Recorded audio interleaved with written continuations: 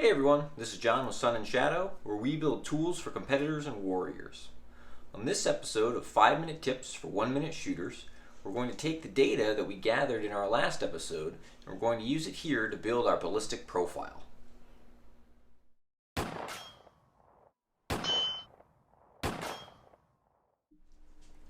We'll be using an app-based ballistic solver to build this profile. For the purposes of this video, we'll be using Ballistic AE.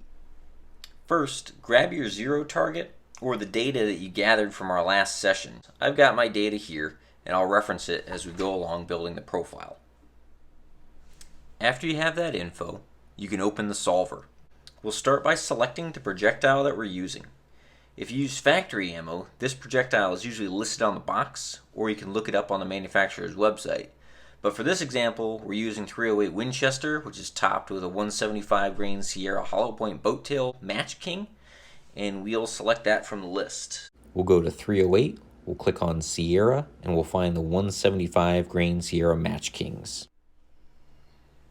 The ballistic coefficient, or how well the bullet slips through the air, will auto-populate on most solvers.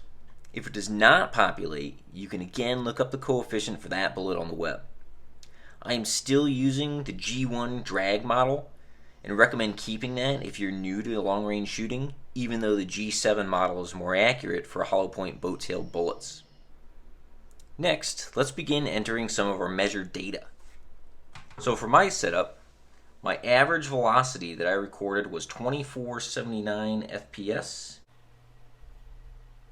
and the distance from the chronograph was 7 yards or 21 feet. Next, we'll add the zero distance. In my case, that's 100 yards. Lastly, we'll add the height of the optic, or sight height, which is the center of the optic to the center of the bore. This is how I'm measuring that height, which ends up being about 2.875 inches. Next, we'll get into the atmospheric conditions. For pressure, there are two options, station pressure and barometric pressure. I use station pressure, also known as absolute pressure, because it's simpler for me to understand and most often recommended for ballistics. I'm going to mark pressure as absolute and use the station pressure that I recorded during the zero session. Here I'll enter the environmental variables during the zero session. The pressure was 30.06 inches of mercury, temperature was 83 degrees Fahrenheit, and humidity was 80%. Next on the list here, below the zero atmosphere, you'll see our current atmosphere and wind configuration. We're not going to enter those two yet. Those are items that you'll adjust the next time that you shoot the rifle. So let's move down to the output options. For this gun, I know that I have a max effective range of 800 to 1,000 yards, but I'm going to go to 1,200 yards just in case there's a shot that I need to take that far at a match. I like increments of 25 yards for the output, but you can enter whatever you like there. I wouldn't do more than 50 though, as there is a pretty huge difference in drop between 50 yards the further out that you go. I'm going to change MOA to MRAD because that's what I work in, MRAD and mils. Everything else I'm going to leave at the base settings. You should save this profile in your favorites with notes about the specific gun and ammunition it's based on, and we'll do that now. There's a lot that you can do with this data.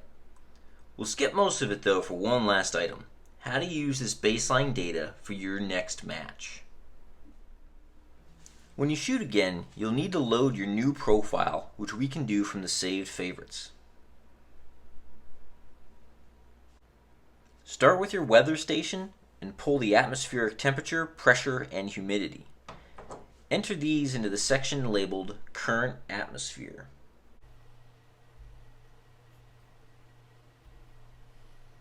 Here we're going to enter the current environmental effects. We have a pressure of 30.18 inches of mercury, a temperature of 73 degrees Fahrenheit, and a humidity of 65%. Over in the left-hand column, you can see that my zero atmosphere from the favorite that we just saved is still intact, and we adjusted our current atmosphere to get the profile for today. After we have the current atmosphere input, we'll scroll down and hit Calculate Trajectory. Now you can see that we have our auto inputs from the profile that we built. We have our 0 altitude, pressure, temperature, and humidity. And we have our current pressure, temperature, and humidity.